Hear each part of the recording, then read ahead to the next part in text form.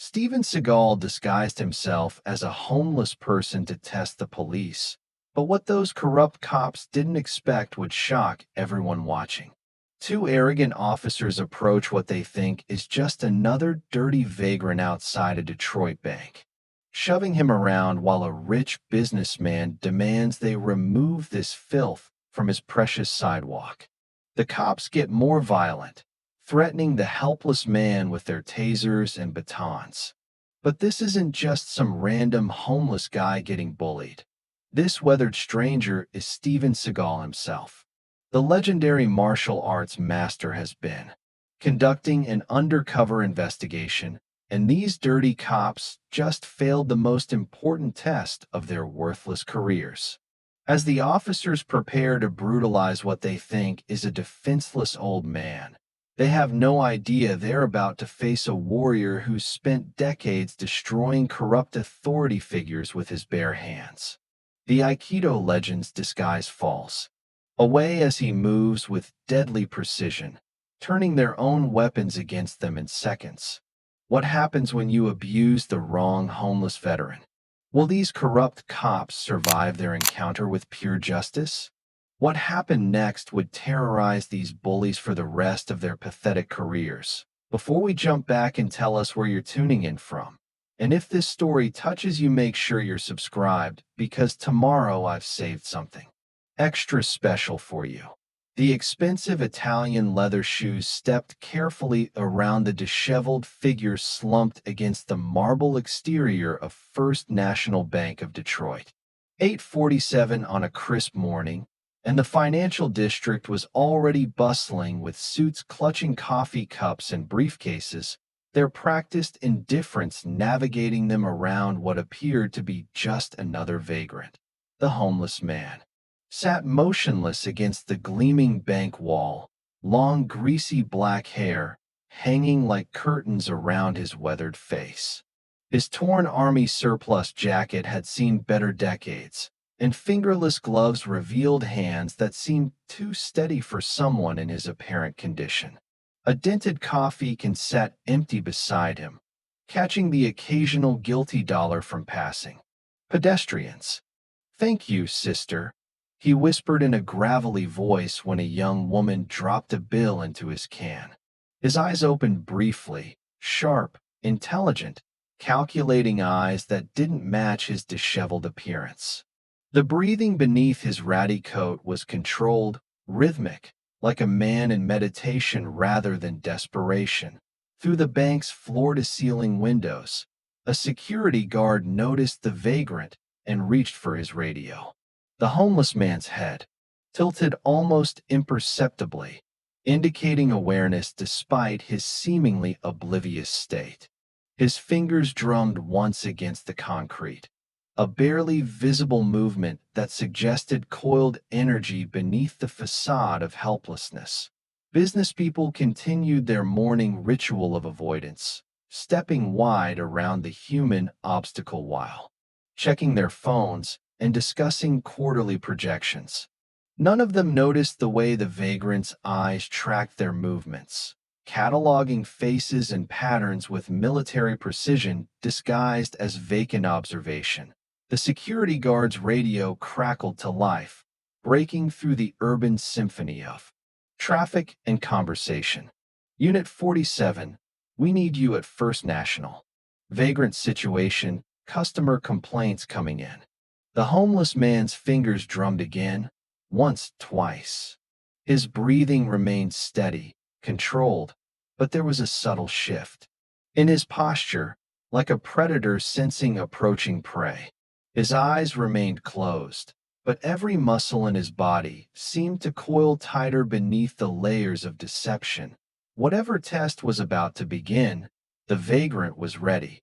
Police Cruiser 47 pulled up to the bank with the casual authority of routine patrol. Officers Danny Kowalski and Mike Torino emerged from their vehicle, adjusting their duty belts and approaching with the swagger of men who'd handled this situation countless times before. Kowalski took point, his hand resting near his taser with practiced intimidation. At 26, 3 years on the force had taught him that homeless problems required firm solutions. Hey, buddy, you can't be here. Bank customers are complaining. The vagrant slowly raised his head, revealing a face marked by weather and hardship, several days of stubble framing eyes that seemed far too alert for his condition. When he spoke, his voice was soft but measured, carrying an odd dignity that caught both officers off guard. I'm not bothering anyone, officer. Just resting. Torino stepped closer, eager to prove himself after only 8 months on patrol. His nervous energy contrasted sharply with his partner's confident aggression. Yeah, well, you're resting on private property. Time to move along. The vagrant studied both men with those unervingly sharp eyes, cataloging their positioning, their body language, their weapons placement with what seemed like casual observation but felt more like tactical assessment. His question came quietly, almost philosophically. What about the oath you took? To serve and protect all citizens. Kowalski's jaw tightened at the unexpected challenge to his authority.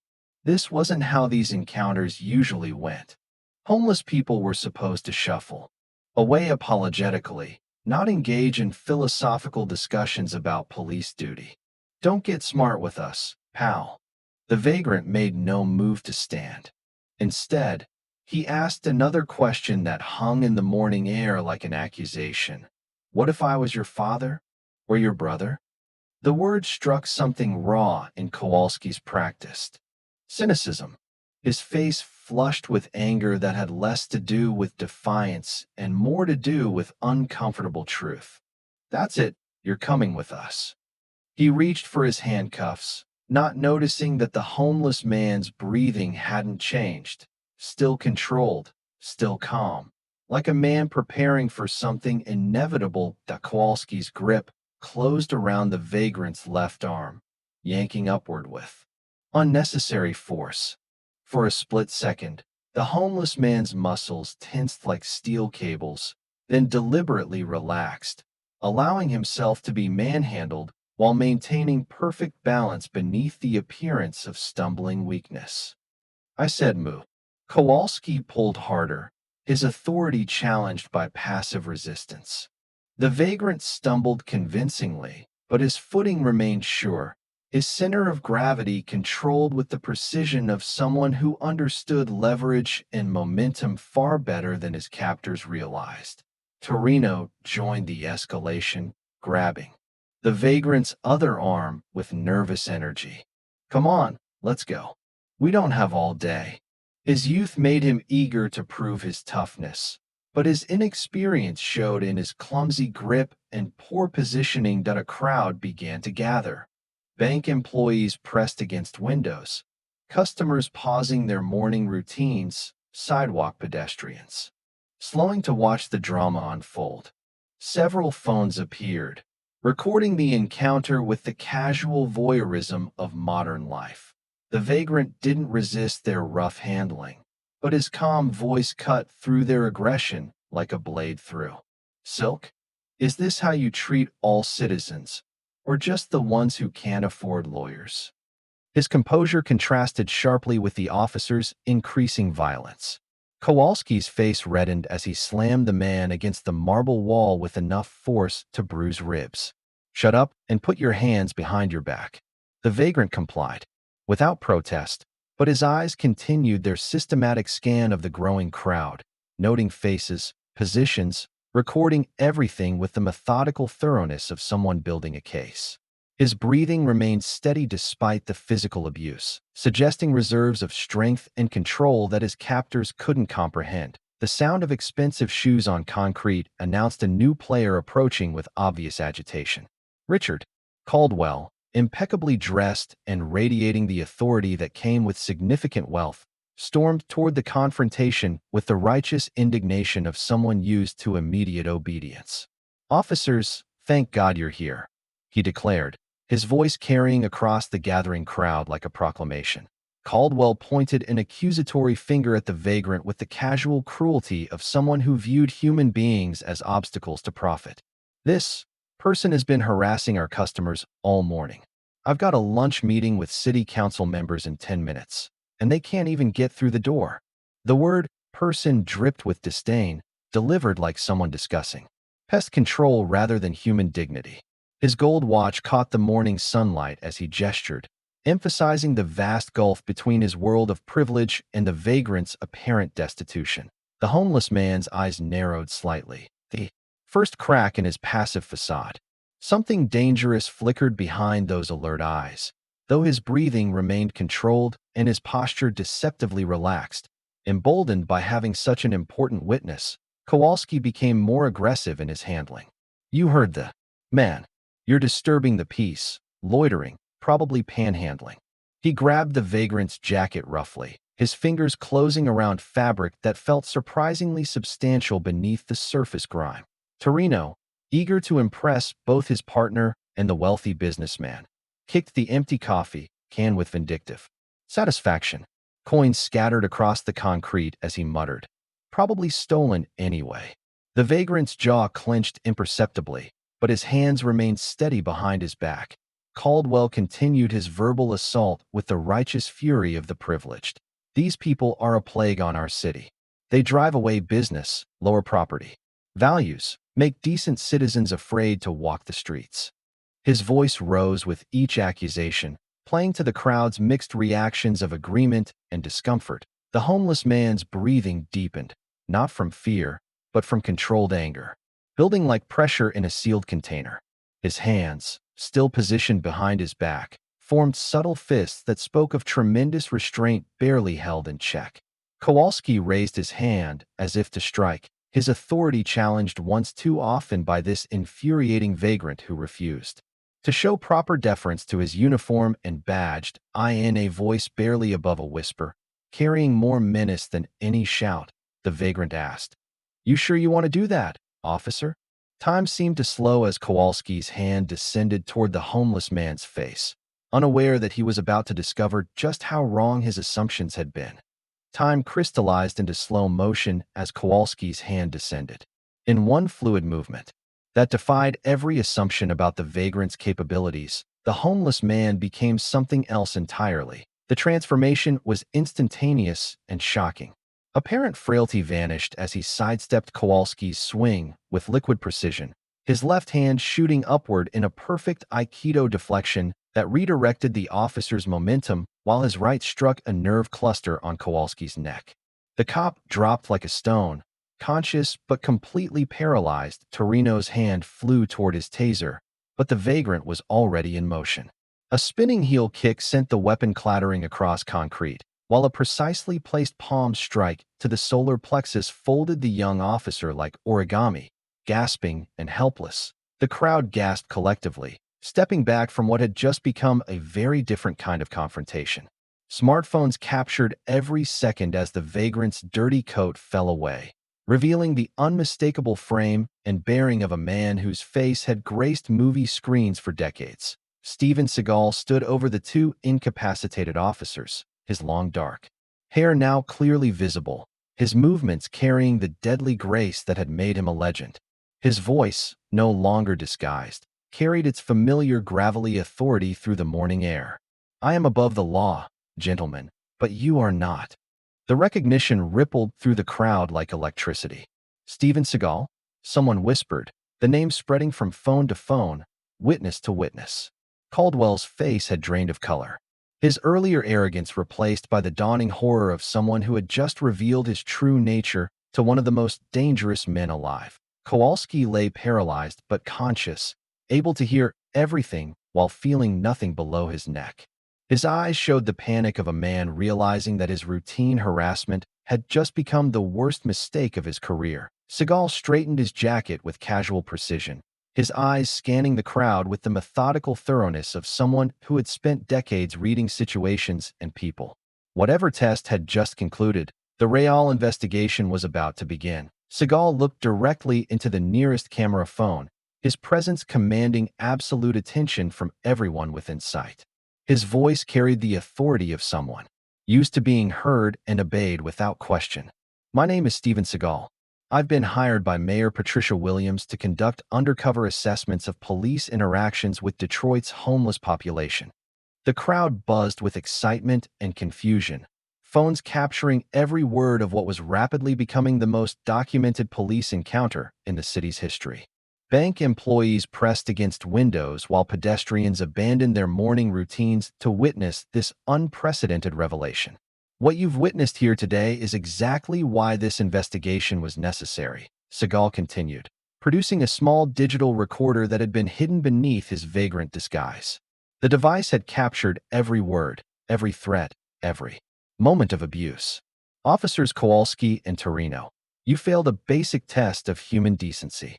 You allowed prejudice and social pressure to override your sworn duty to serve and protect all citizens equally.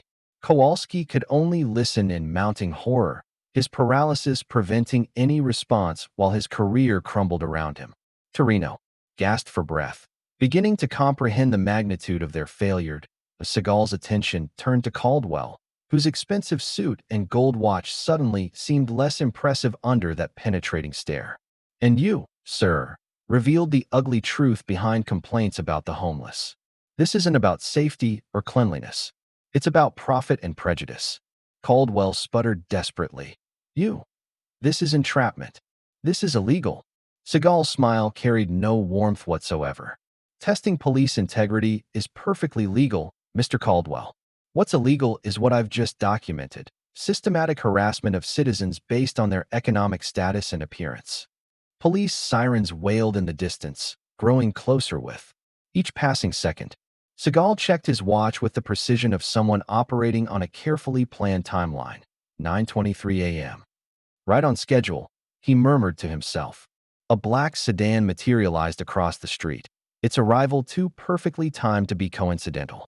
The window rolled down, revealing a woman with short auburn hair and sharp, intelligent eyes that immediately found Seagal's position. Her subtle hand signal was barely visible to him, but unmistakably urgent. Something had gone wrong with their carefully orchestrated plan. Detective Lieutenant Carol Brennan exited her unmarked sedan with the controlled urgency of someone bearing bad news. Her 15-year veteran's instincts were clearly on high alert as she approached the scene, flashing her badge while scanning the crowd and the incapacitated officers. "Mr. Seagal," she called out with professional authority, "I'm Lieutenant Brennan, Internal Affairs. I need to speak with you immediately." Her expression was grim as she surveyed the chaos: the paralyzed officers, the agitated businessman, the crowd of witnesses still filming everything. This clearly wasn't unfolding according to whatever briefing she'd received. "This situation is more complicated than your briefing indicated," she said, lowering her voice as she approached. Seagal helped Kowalski to unsteady feet as feeling gradually returned to the officer's limbs. The cop's eyes showed a mixture of rage and humiliation that would fuel nightmares for years to come. "How complicated?" Brennan produced a tablet, her fingers dancing across the screen to bring up a detailed map dotted with red markers. "These aren't random patrol officers. Kowalski and Torino are part of a specialized unit called Urban Renewal Enforcement. They've been systematically harassing homeless individuals in specific areas throughout the city." Seagal studied the data with growing concern, his trained eye immediately recognizing the pattern. Each red dot corresponded to prime real estate, valuable properties that could generate enormous profits with the right kind of pressure applied to current occupants. "Look at the correlation," Brennan continued, switching to a second screen showing recent property acquisitions. Every location matches properties recently purchased or targeted by major development companies. Someone's using the police as private security to clear undesirable elements. The implications hit Seagal like a physical blow. This wasn't just about testing police integrity. He'd stumbled into something much larger and more dangerous. Someone's privatizing law enforcement. Brennan nodded grimly. "And they know you're here." As if summoned by her words, 3 black SUVs rounded the corner with military precision, their engines purring with expensive efficiency as they moved to box in the entire area.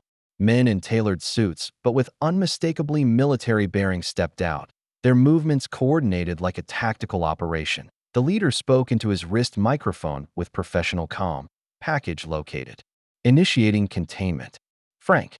Garrison approached with his team in perfect tactical formation, their weapons expertly concealed beneath expensive suits that couldn't hide their military bearing. His voice carried the calm professionalism of someone accustomed to handling delicate extractions in civilian environments. "Mr. Seagal, Mr. Caldwell needs to speak with you. Please come with us voluntarily." Seagal's trained eye immediately cataloged the threat assessment. Suppressed weapons barely hidden under suit jackets, coordinated positioning that blocked all escape routes, professional discipline that spoke of elite military training. These weren't street thugs or corrupt cops. These were operators. "Caldwell's just a front man," Seagal replied, his voice carrying its own quiet menace. "Who's really behind this?" Garrison's smile never reached his cold blue eyes. "Victor Massimo sends his regards. He's very interested in your investigation." Brennan leaned closer, her whisper urgent with insider knowledge. "Massimo, biggest real estate developer in Michigan. He's been buying up downtown properties for pennies through forced sales and municipal pressure." The crowd, sensing the shift from street theater to genuine danger, began to disperse with the survival instincts of urban dwellers. Garrison's team moved with military precision, establishing a perimeter that cleared civilians while maintaining plausible deniability. "Tell Massimo I'm not interested in his real estate deals," Seagal said, noting exit routes, weapon positions, and civilian locations with the automatic assessment of someone who'd survived decades of dangerous situations. Garrison's hand moved fractionally toward his concealed weapon. "I'm afraid that's not an option. You've seen too much, documented too much. Mr. Massimo can't allow his urban renewal project to be compromised by misguided investigations." The police sirens that had been approaching suddenly fell silent. Brennan checked her radio, finding only dead air where dispatch communications should have been. "They've bought off the entire system," she realized with growing horror. Seagal counted at least 8 operators, all armed, all professional, all positioned with the tactical expertise that spoke of serious military backgrounds. The financial district around them was being systematically cleared of witnesses through methods that looked casual but were clearly coordinated. Garrison spoke into his earpiece with mission-focused efficiency. "Perimeter secure. Beginning extraction." Seagal's hand found Brennan's service weapon as he whispered with deadly calm. "Time for a different kind of test." Seagal smoothly drew Brennan's service weapon while simultaneously pushing her behind a concrete planter.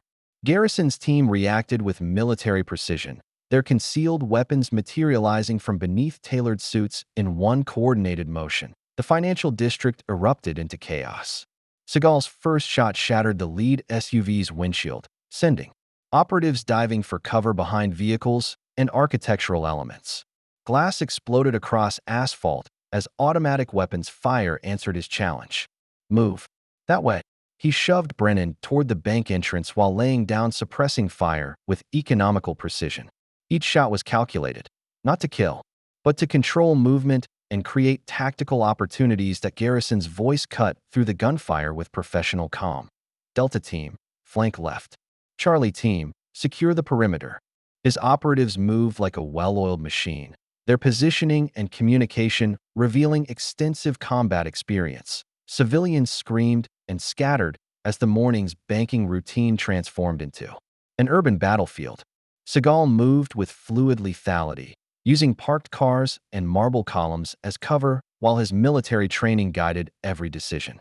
Controlled breathing, economical motion, precise targeting, no wasted ammunition, no unnecessary risks. Kowalski and Torino recovered enough from their paralysis to seek shelter behind their patrol car, huddled in terror as bullets sparked off metal around them. "What the hell is happening?" Torino shouted over the gunfire. Seagal's tactical mind processed the battlefield with computer-like efficiency. 8 hostiles, multiple civilians still in the area, limited ammunition, unknown. Backup response time. The mission parameters had changed dramatically, but his objective remained clear: protect the innocent and expose the corruption. A burst of automatic fire chewed chunks from the marble wall beside his head. These weren't street criminals or corrupt cops anymore. These were professional soldiers operating on American soil. "We can't stay here," he told Brennan, grabbing her hand as more gunfire erupted around them. Too many civilians at risk. His eyes found St. Vincent's Mission 3 blocks away, its bell tower visible above the surrounding buildings. That way, we need somewhere defensible with people who understand what we're fighting for. They sprinted down an alley as Garrison's voice echoed behind them. Let them run. We know where they're going.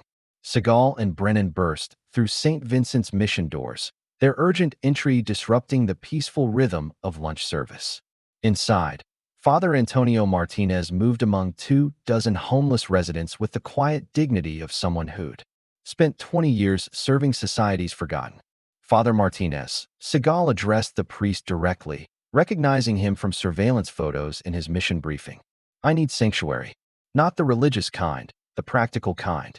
Martinez looked up from serving soup, his weathered face immediately recognizing the famous action star despite his disheveled appearance. Combat experience from Vietnam showed in his steady gaze and calm assessment of their obvious distress. Steven Seagal, I heard you were in town investigating something. His voice carried the authority of someone accustomed to handling crises. These people with you, they represent trouble? Seagal explained rapidly while checking windows and mapping exit routes with professional thoroughness. Outside, the sound of approaching vehicles grew louder. Engines coordinated in tactical formation rather than random traffic patterns. Martinez listened gravely, then addressed his residents with military directness. My friends, we have visitors coming who don't respect this sacred place. Those who want to leave, go now through the back tunnels. Those who stay, you're choosing to fight for something bigger than ourselves. To Seagal's surprise, most residents remained. These were street veterans who'd survived through mutual protection and shared purpose. They understood that running only worked when you had somewhere better to run to. Martinez opened a locked closet, revealing an arsenal that would impress most police departments: hunting rifles, tactical shotguns, and enough ammunition for a sustained engagement. Korea and Vietnam taught me that peace requires preparation for war. Bobby Hutchins, a grizzled Army Ranger with 20 years of street wisdom, stepped forward with several other veterans. Father's been expecting something like this. Massimos, people have been circling this place for months. Seagal selected a tactical shotgun, checking the action with practiced efficiency. Father, what's the building's layout? Defensive positions, escape routes, structural weaknesses? Through the windows, black SUVs surrounded the mission like wolves circling prey. More vehicles arrived. This operation was larger than simple containment. They're not just trying to silence us, Brennan realized, counting at least 15 operatives deploying around the building. They're sending a message to anyone who might resist their plans. Seagal chambered a shell with deadly finality. Then let's make sure the message they send isn't the one they intended. Garrison's amplified voice echoed through the missions. Walls with the cold authority of someone accustomed to dictating terms. Mr. Seagal, you have 60 seconds to surrender yourself and Lieutenant Brennan. After that, we cannot guarantee the safety of the civilians inside. Seagal positioned his defenders with military precision throughout the building. Martinez took the bell tower with a hunting rifle, his Vietnam training evident in how he checked sight lines and established fields of fire. Brennan covered the rear exit while the homeless veterans, many combat experienced themselves, handled weapons with unexpected competence. The first breach came exactly on schedule, flashbangs and smoke. Grenades crashing through the front entrance in a coordinated assault designed to disorient and overwhelm. But Seagal had anticipated this standard tactical approach. Kitchen cleaning supplies had been repurposed into improvised explosive devices, rigged to the entrance with trip wires invisible in the smoke. The explosion sent the first wave stumbling backward, their night vision compromised and formation shattered. Through the choking smoke, Seagal emerged like death incarnate. His signature fighting style adapted to the close quarters with devastating efficiency. Pressure point strikes that dropped enemies instantly, joint locks that created human shields from their own operatives, environmental kills using altar furniture and religious artifacts as improvised weapons that a tactical operative rushed through the haze, assault rifle raised. Seagal's response was fluid brutality, deflecting the weapon's barrel while driving his elbow into the man's throat, following through with a throw that sent the attacker crashing through a wooden pew with bone-breaking force that Martinez's rifle cracked from the bell tower, precise shots that didn't kill but disabled. each round carefully placed to wound rather than execute. His military discipline showed in every controlled burst, every calculated angle. Bobby Hutchins and the veteran residents fought with the desperate courage of men protecting their only home. They moved with tactical awareness born from combat, experience, covering each other's movements and conserving ammunition like the professional soldiers they'd once been. The first assault wave retreated, leaving behind disabled operatives and the acrid smell of gunpowder mixed with incense. But victory came at a price. Two homeless veterans lay wounded, their blood staining the mission's worn wooden floors. Father Martinez called out from his elevated position. More vehicles coming. They're bringing heavy equipment. Through the smoke-stained windows, Seagal saw tactical vehicles equipped with battering rams and breaching charges. This building wouldn't hold against that kind of firepower. We need a new strategy, he told Brennan grimly. Seagal knelt beside the wounded veterans, his field medic training guiding him as he applied pressure bandages and checked for arterial damage. One injured man, Bobby Hutchins, gripped Seagal's jacket with surprising strength despite his wounds. "Don't you dare abandon us for those bastards," the Army Ranger growled through gritted teeth, blood seeping through the makeshift bandage on his shoulder. The words struck Seagal with unexpected force. These men reminded him of his own struggles with authority, his own battles against systems that had forgotten their purpose. They represented everything he'd spent his career protecting: honor, loyalty, and the dignity of those society had written off. "I won't abandon anyone," he promised, meaning every word. He organized an evacuation of the most vulnerable residents through the mission's tunnel system, old Prohibition-era passages that Martinez had discovered during renovations. The elderly and infirm could escape, while the able-bodied formed a defensive core around the main hall. But not everyone could or would leave. The remaining veterans understood what this fight represented. St. Vincent's mission wasn't just a building. It was a symbol of community, dignity, and protection for societies forgotten. Everything Massimo wanted to destroy in his vision of a clean Detroit. Another assault began with coordinated breaching charges. Seagal fought with renewed fury. His aikido techniques became more aggressive, incorporating lethal applications he rarely employed. Each enemy he faced represented not just personal threat, but an attack on the values he'd sworn to protect. A tactical operative burst through a side window, assault rifle spraying automatic fire. Seagal's response was lightning fast, a spinning kick that shattered the man's wrist, followed by a neck strike that dropped him unconscious before his weapon hit the floor. During a brief lull in the fighting, Brennan discovered sophisticated surveillance equipment hidden throughout the mission: cameras, microphones, and data collection devices that had been monitoring every conversation for weeks. "They've been watching this place for months," she realized, examining the professional-grade equipment. "This isn't random targeting. Massimo specifically chose St. Vincent's as a test case." Father Martinez's weathered face hardened with understanding. "The city's been pressuring us to sell. Building inspections, permit problems, complaints from businesses. Now I know why." The surveillance network revealed the true scope of Massimo's operation. This wasn't just about clearing homeless camps.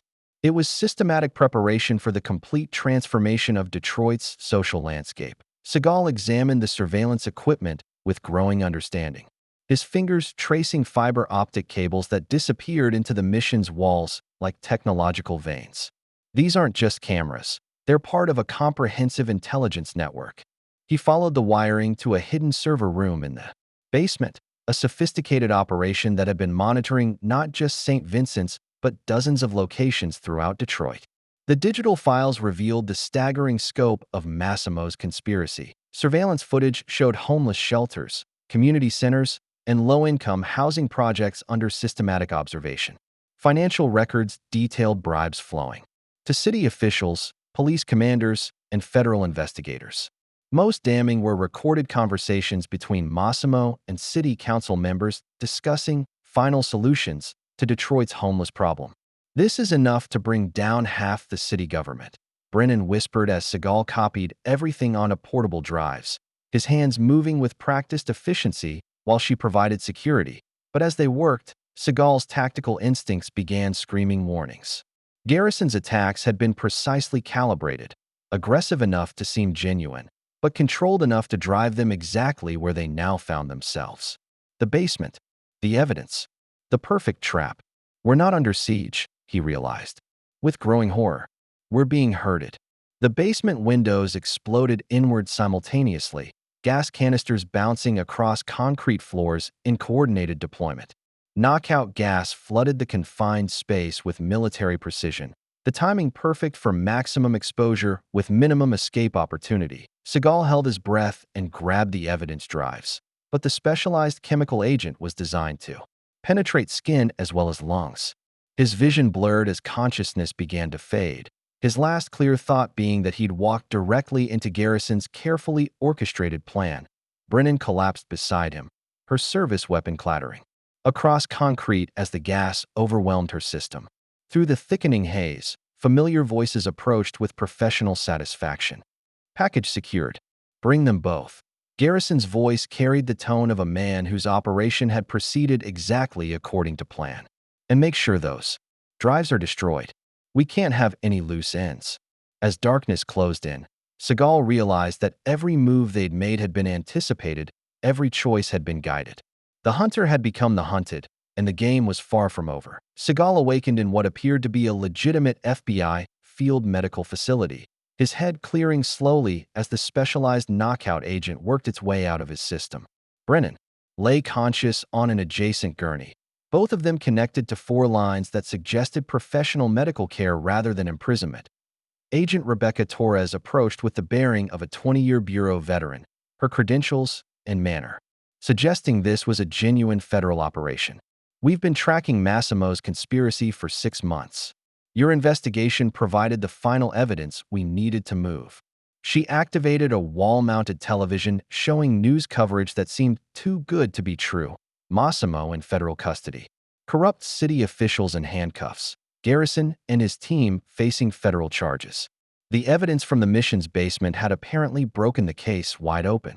St. Vincent's mission is secure, Torres continued, showing footage of federal agents protecting the building while homeless residents received medical care and legal protection. Father Martinez appeared on screen, speaking eloquently about justice and dignity to assembled reporters. Seagal felt a rare moment of complete satisfaction as the system appeared to work exactly as designed. Corruption exposed, innocence protected. Justice served through proper channels rather than personal vengeance. The Urban Renewal Enforcement Unit has been disbanded, Torres explained, reviewing case files on her tablet. 17 indictments handed down, including 3 federal judges and a deputy police commissioner. Your undercover work provided the corroboration we needed. Brennan sat up carefully, still feeling the effects of the gas, but clearly relieved. What about the homeless community? Are they actually protected now? Torres nodded confidently. Federal oversight, protected status for the mission, and funding for legitimate social services. Massimo's seized assets will fund rehabilitation programs for the next decade. As they prepared to leave the medical facility, Torres received an urgent phone call. Her confident expression crumbled as she listened, her face going pale with each word. That's impossible, she said into the phone, her voice carrying disbelief and growing horror. She turned to Seagal and Brennan with the look of someone whose world had just collapsed. Massimo's been released.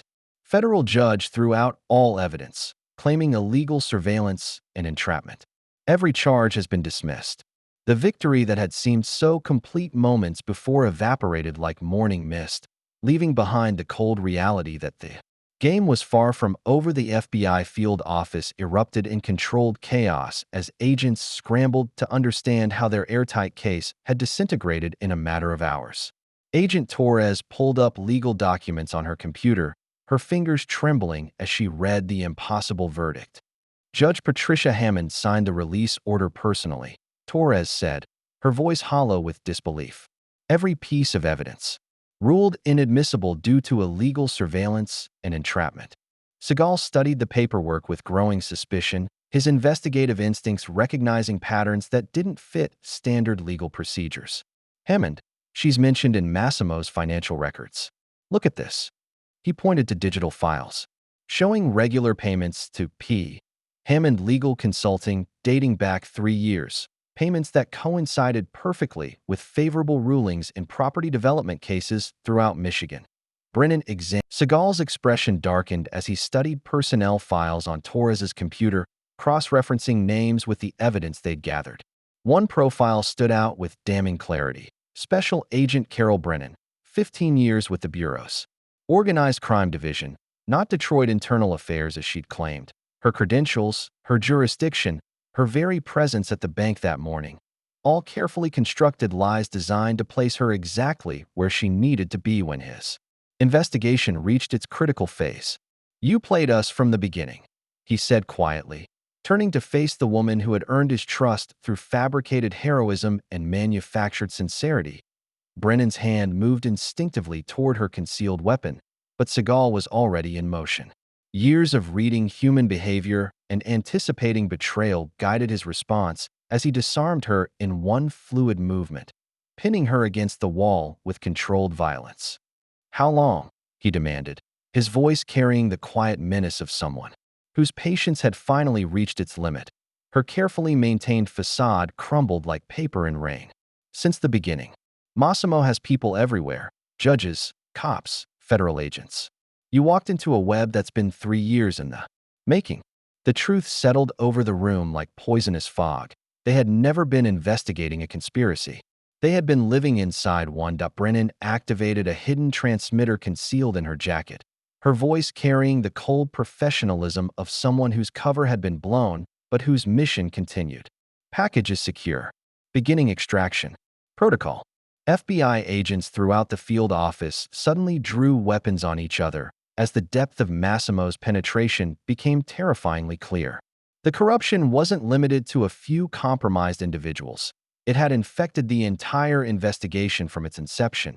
Agent Torres, one of the few remaining loyal agents, tried to resist but found herself quickly overwhelmed by colleagues she'd trusted for years. "How deep does this go?" she whispered in horror. Seagal found himself surrounded by armed federal agents whose badges and authority had been purchased with Massimo's money. He could fight his way out. His skills were more than adequate for the task, but Torres and other innocent agents would die in the crossfire. "Smart choice," Brennan said as Seagal slowly raised his hands. "Massimo wants to meet with you personally. He has a business proposition that might interest someone with your particular talents." As they transported him through Detroit in an armored convoy, Seagal witnessed the true scope of the operation unfolding in real time. Homeless encampments were being bulldozed by city crews operating with military efficiency. Residents were loaded onto buses with blacked-out windows, their destinations unknown and their futures uncertain. Protesters attempting to document the mass displacement were arrested by police in full riot gear, their cameras confiscated and their voices silenced. The urban renewal Massimo had promised was happening with the brutal efficiency of ethnic cleansing. "Phase 3 has been accelerated," Brennan explained with clinical detachment. "Your investigation forced us to move faster than originally planned, but the results are the same. Clean streets, profitable developments, and a more manageable population." The convoy arrived at Massimo's penthouse complex, a gleaming tower that dominated Detroit's skyline like a monument to unchecked power. As they escorted Seagal through the marble lobby, Brennan's radio crackled with mission updates. "Phoenix 1 to base. Primary package delivered. Initiating Phase 3 cleanup protocols." Through the floor-to-ceiling windows, Seagal saw smoke rising from the direction of St. Vincent's Mission. The sanctuary that had represented hope and dignity for Detroit's forgotten was burning, and with it, any illusion that this fight could be won through conventional means. The elevator doors closed with the finality of a coffin lid, carrying him toward a confrontation that would determine not just his fate, but the soul of an entire city. Victor Massimo stood silhouetted against floor-to-ceiling windows offering a panoramic view of Detroit, including the smoke plume rising from St. Vincent's Mission. At 58, his silver hair and $5,000 suit projected the cultivated menace of someone who viewed human beings as spreadsheet entries. "Mr. Seagal, I've admired your work for years. Above the law." Prophetic title, considering our current situation. His voice carried the smooth authority of someone accustomed to purchasing whatever resistance he encountered. He gestured toward the smoke with casual cruelty. Phase 3 has begun ahead of schedule, thanks to your investigation. St. Vincent's mission suffered an unfortunate gas explosion during evidence collection. Father Martinez and his residents were evacuated to secure locations for their own protection. The threat was crystal clear: cooperate or watch innocent people die. Massimo activated wall-mounted displays showing architectural models of luxury. Developments planned for every current shelter location throughout Detroit. New Detroit, he announced like a corporate presentation. Clean streets, profitable businesses, citizens who contribute to society rather than drain resources. The homeless problem isn't just an eyesore. It's an economic cancer that metastasizes if left untreated. Each model represented millions in potential profit built on the graves of communities like St. Vincent's. Shopping centers where soup kitchens once stood, luxury condominiums where homeless veterans once found dignity, corporate headquarters where society's forgotten once discovered hope. Your investigation was actually helpful, Massimo continued with genuine appreciation. It identified the last pockets of resistance to inevitable progress. Now we can address those obstacles with surgical precision. Seagal studied the room with tactical awareness, counting guards, identifying weapons, mapping exit routes while maintaining the appearance of casual interest. Two operatives by the elevator, one by the bar, garrison coordinating external security. From an adjacent room. The beauty of legitimate authority, Massimo explained, pouring expensive champagne into crystal glasses, is that resistance becomes criminal behavior. We're not destroying communities. We're enforcing municipal codes and public safety regulations. He offered Seagal champagne with the confidence of someone who believed money could purchase any conscience. Join me. Your reputation would legitimize this project beautifully. Think of it as urban renewal with a humanitarian face. Seagal accepted the glass, using the gesture to study the penthouse's security systems and memorize details that might prove crucial in the coming confrontation. What makes you think I'd help you destroy everything I've spent my life protecting? Massimo activated a wall-mounted video screen with theatrical flourish, revealing Father Martinez and the mission residents in what appeared to be an industrial warehouse. They were unharmed but clearly prisoners, their dignity intact despite their captivity. "You're asking me to betray everything I believe in," he said, buying time while memorizing every detail that might help him locate the hostages. Massimo's smile carried the coldness of a shark scenting blood. "I'm asking you to be realistic about inevitable change. The homeless situation is economically unsustainable.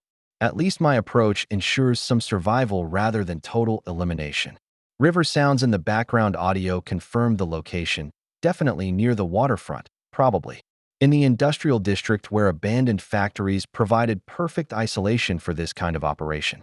Consider the alternative, Massimo continued, checking his expensive watch with calculated impatience.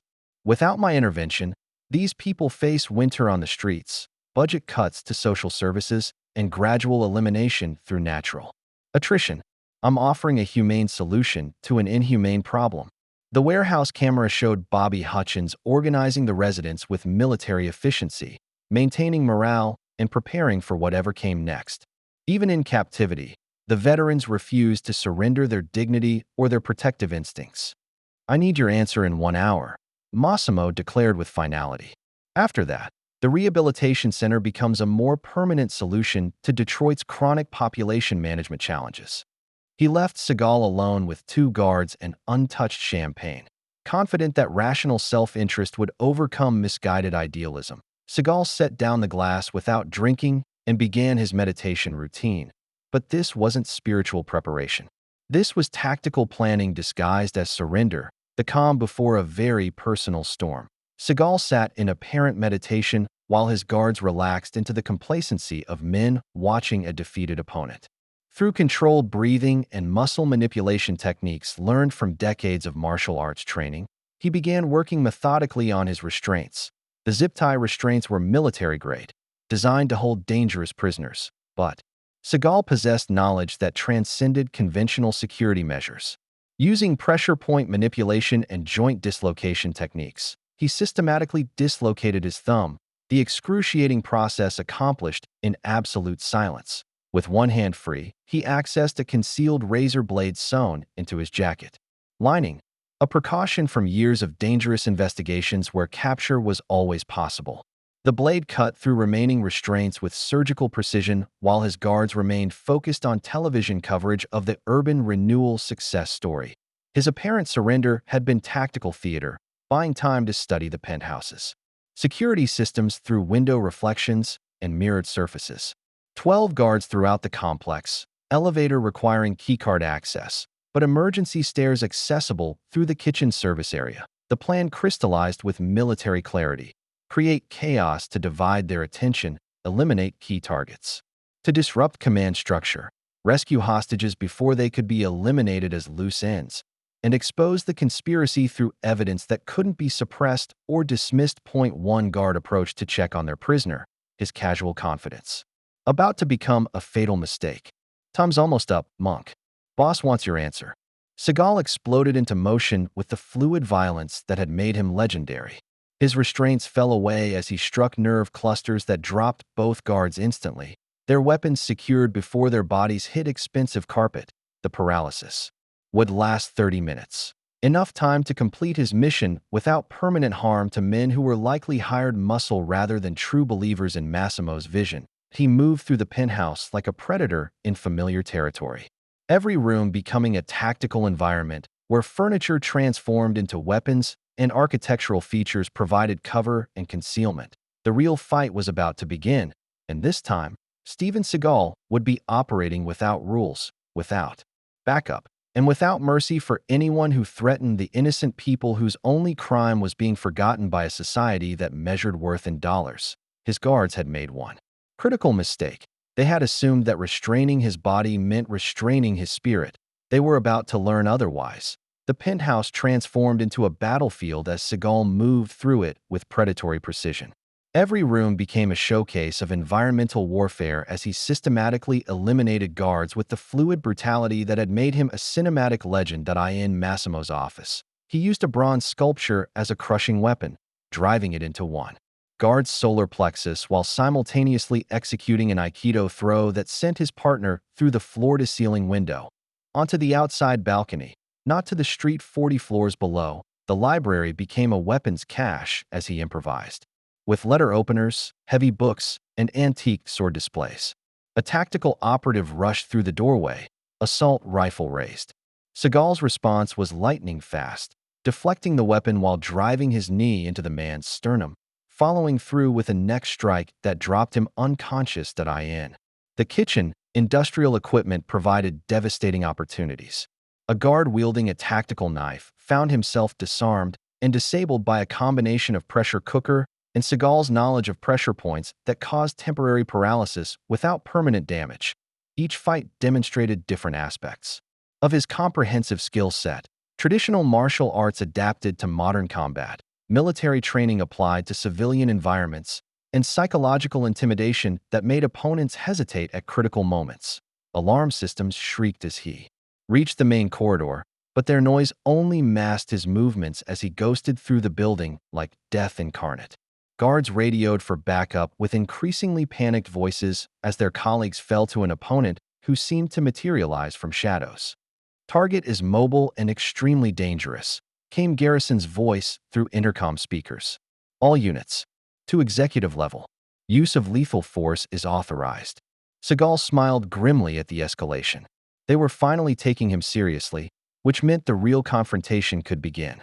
Garrison waited in the penthouse's main corridor with his remaining operatives, but unlike the others, he showed no fear. "I wondered when you'd show up, Seagal," the ex-Delta Force operator said with professional respect. "I've been looking forward to testing myself against a legend."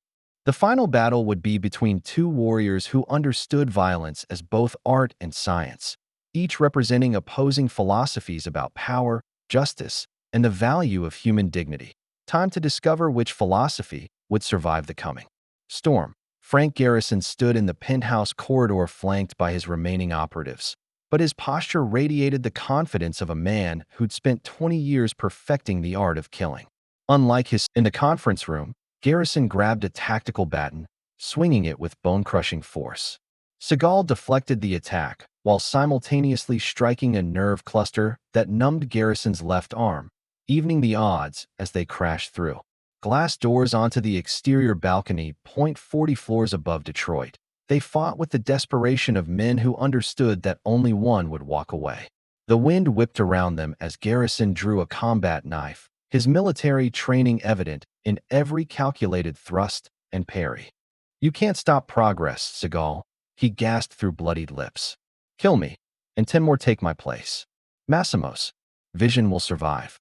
Seagal's response came in the form of a spinning kick that shattered Garrison's wrist, sending the knife spinning into the night. Progress built on the graves of innocents isn't progress, it's genocide. The fight's turning point came when Garrison, desperate and wounded, threatened to kill hostages unless Seagal surrendered.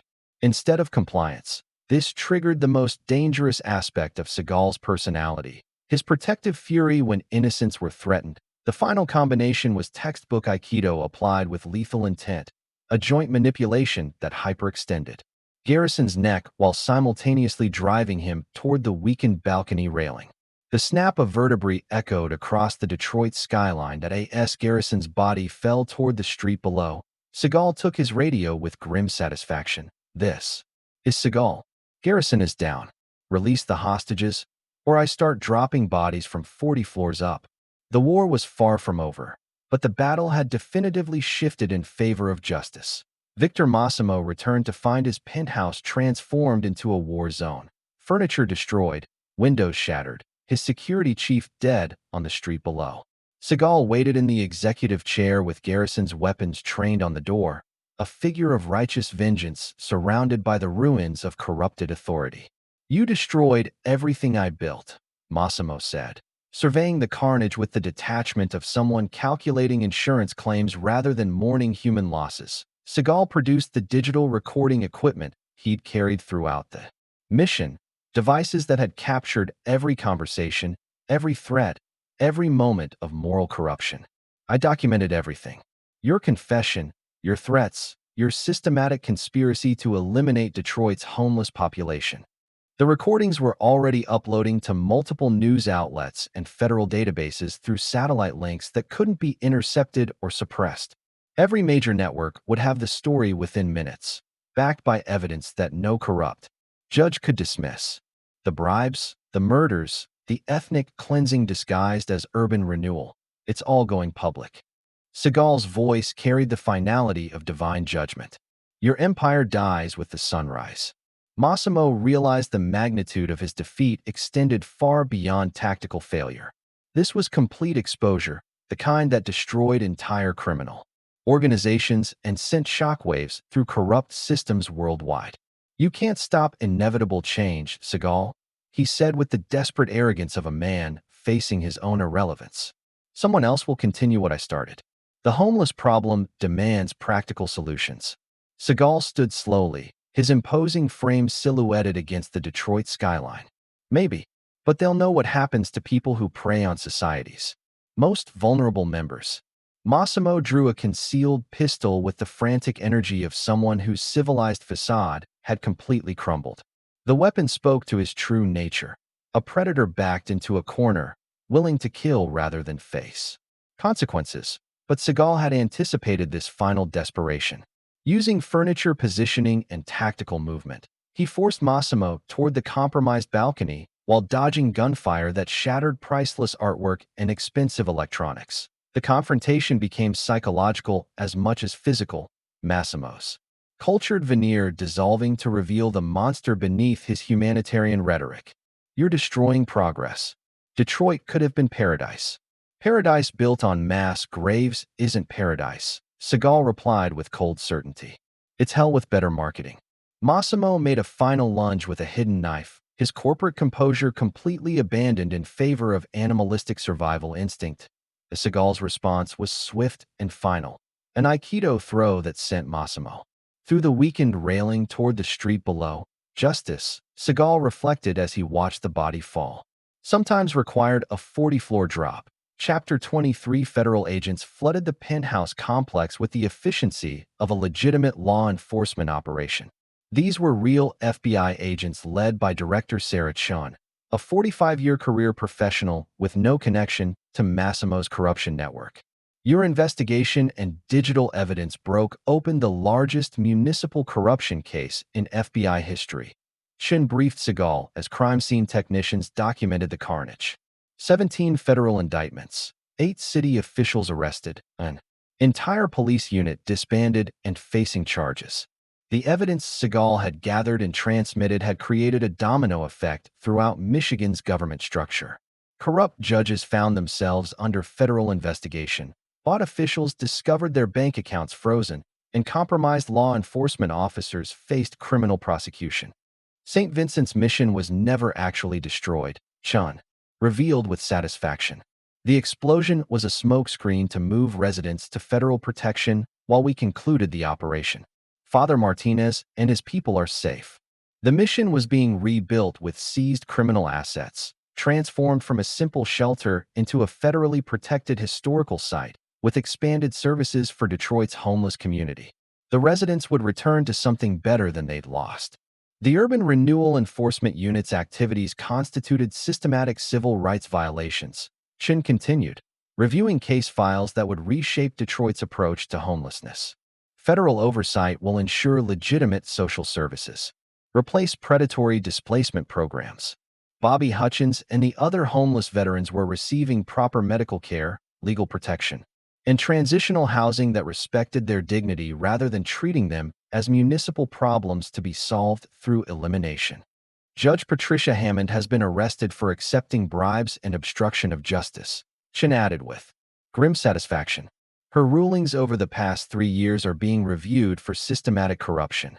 The conspiracy had been larger than anyone imagined, but its exposure was equally comprehensive. Massimo's network of corruption was being dismantled piece by piece, each arrest leading to more evidence and additional prosecutions. Director Chin offered Seagal a position as federal consultant on organized crime and corruption cases. You've proven that one person with courage and skills can change an entire system when they refuse to accept that corruption is inevitable. Seagal declined politely, understanding that his effectiveness came from operating outside traditional authority structures. I work better from the outside, Director. But call me when you need someone to test your system's integrity. The war against corruption was never truly finished, but this battle had been decisively won through a combination of individual courage and institutional accountability. 2 weeks later, Seagal returned to St. Vincent's mission as construction crews finished repairs funded by seized criminal assets. The rebuilt facility was larger, more secure, and better equipped to serve Detroit's homeless community with dignity and comprehensive support. Father Martinez greeted him with the warmth reserved for warriors who'd proven themselves in defense of the innocent. The prodigal defender returns to see what his sacrifice accomplished. They walked through the mission together, noting improvements that transformed it from simple shelter into comprehensive community center. Better security systems, expanded kitchen facilities, job training programs, medical clinic, and counseling services. Everything funded by money that had once flowed to corrupt officials. The homeless community had not only survived Massimo's assault, but emerged stronger and more unified. Bobby Hutchins, recovered from his wounds, now served as resident coordinator, his military experience channeled into protecting and organizing his chosen family. You gave us more than safety, Martinez explained as they observed residents engaged in vocational training and educational programs. You gave us hope that someone still believes we matter as human beings rather than municipal problems. The mission's bell tower housed a memorial plaque honoring those who'd stood against corruption and those who died protecting society's forgotten. Seagal's name wasn't on it. He'd insisted on anonymity, but his impact was evident in every face that showed renewed dignity as evening approached. Seagal prepared to leave as quietly as he'd arrived. The mission would continue its work under federal protection. The community would rebuild with proper support, and Detroit would slowly heal from years of systematic abuse. Where will you go now? Martinez asked, understanding that men like Seagal never truly settled anywhere permanently. Seagal smiled with the quiet satisfaction of someone whose life's work would never be completed, but whose individual battles could be definitively won. Wherever someone needs to discover that the system still has people willing to test its integrity. He disappeared into Detroit's evening streets. Another mission accomplished, another community protected, another victory for justice over corruption. Somewhere in America, another test was waiting, and Steven Seagal would be ready to administer it. The mission bell chimed once in the gathering darkness, its sound carrying across a city where hope had been restored, one shelter, one veteran, one act of courage at a time. If you liked the story, please watch another story on our channel and subscribe to the channel.